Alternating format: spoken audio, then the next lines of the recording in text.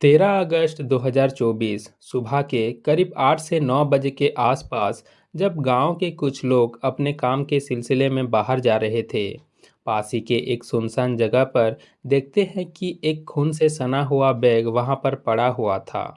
जब कुछ लोग वहां जाकर उस बैग को देखते हैं, तो मालूम चलता है कि उस बैग के अंदर किसी की लाश है। अब ये देखकर वहाँ लोगों की भीड़ जमा हो जाती है और तुरंत कुछ लोग पुलिस को इसके बारे में इन्फॉर्म कर देते हैं। पुलिस बात सुनकर तुरंत वहाँ पहुँच जाते हैं और आकर उस बैग को खोलते हैं। उस बैग के अंदर से एक लड़के की लाश बाहर निकलता है। उस लड़के की गर्दन को किसी धार सी चीज़ से काटा गया था और उसकी पेट पर बहुत सारे वार किए गए थे, जिसकी वजह से उसकी पेट की जो अतड़ियाँ थी वो बाहर निकल गई थी। पुलिस अब उस लाश को पोस्टमार्टम के लिए भेज देते हैं, पर पुलिस को अभी भी उस लाश के बारे में कुछ भी पता नहीं चला था कि आखिर वो लाश किसकी है।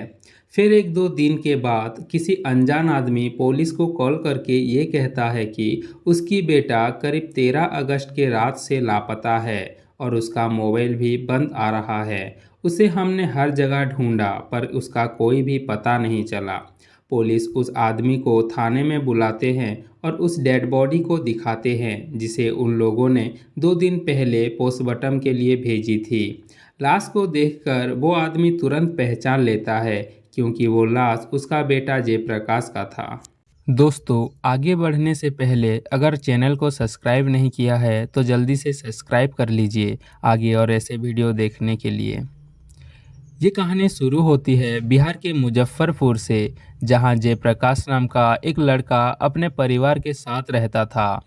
वो पास ही के एक गांव साहिबगंज के निवासी ललिता नाम की एक लड़की से प्यार करता था, जो कि उसके रिश्तेदार भी थी। वो दोनों एक दूसरे से साल 2021 में एक शादी में मिले थे और वहीं से इन दोनों का लव अफेयर शुरू हो गया था। जब टाइम मिलता ये दोनों एक दूसरे से मिलने को लगते थे और उस टाइम को याद रखने के लिए जयप्रकाश अपने मोबाइल में उन दोनों की फ़ोटो सेव करके रख देता था। अब वो दोनों इतने करीब आ चुके थे कि उन दोनों के भीतर फिजिकल रिलेशनशिप भी होने को लगा था और साथ ही जयप्रकाश बीच बीच में ललिता को खर्चा भी दे दिया करता था। और इतना ही नहीं, एक बार ललिता बहुत बीमार हुई थी, जिसका सारा खर्चा जयप्रकाश उठाया था। जयप्रकाश ललिता से शादी करना चाहता था, पर ललिता शादी के बाद से मुकर जाती थी। अब साल आता है 2023, जब ललिता बीपीएससी की तैयारी करने के लिए पटना चली जाती है और इधर जयप्रकाश के बड़े भाई भी जयप्रकाश के लिए गोवा में एक इलेक्ट्रीशियन की पोस्ट पर काम लगवा देते हैं। अब जयप्रकाश भी काम करने के लिए गोवा चला जाता है। गोवा जाने के बाद वो दोनों एक दूसरे से रात रात भर बात किया करते थे। एक दिन जब वो दोनों रात में बात कर रहे थे, तभी जयप्रकाश को ललिता के पास एक अनजान लड़का दिखाई देता है और यहीं से इन दोनों का रिश्तों में दरार आना शुरू हो गया।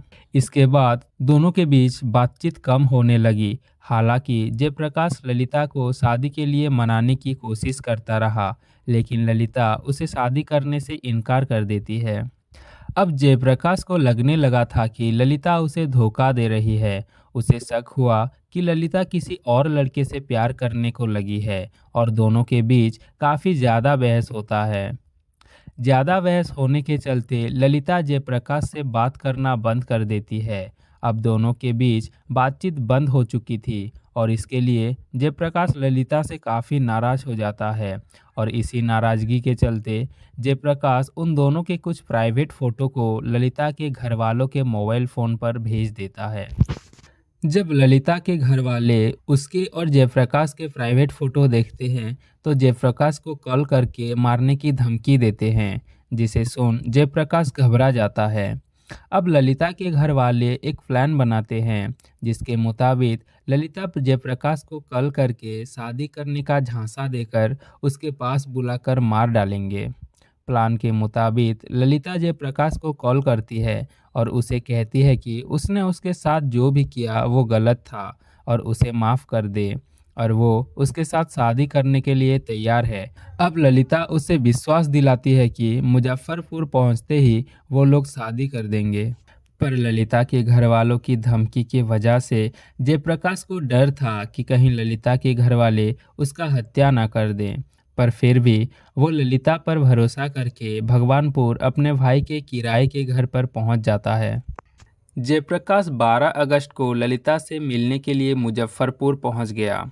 वहां पहुंचने के बाद वो दोनों एक ही होटल में जाते हैं, जहां वो दोनों मिलकर नाश्ता भी करते हैं।